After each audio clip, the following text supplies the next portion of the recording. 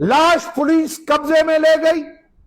2 दिन तक लाश गुमशुदा रहा पुलिस की तहवील में, और आज पुलिस के हजारों फोर्सेस की मौजूदगी में वो लावारिस करके लाश शहीद इरफान लगारी का दफन किया गया है।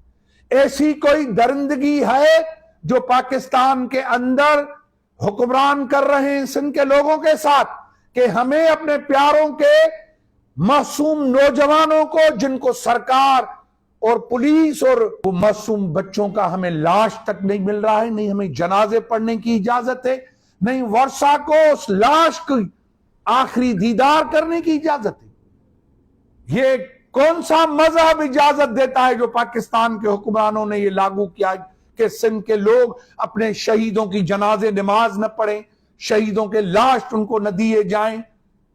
मैं इनकी मजम्मत करता हूं। 3 दिन शोक का भी ऐलान कर रहा हूं, और सारी सिंध के अंदर मस्जिदों में, प्रेस क्लबों के सामने कल गायबाना जनाजे नमाज पढ़ी जाए शहीद इरफान लगारी की, और उनके कातलों की गिरफ्तारी का मुतालबा करते हैं।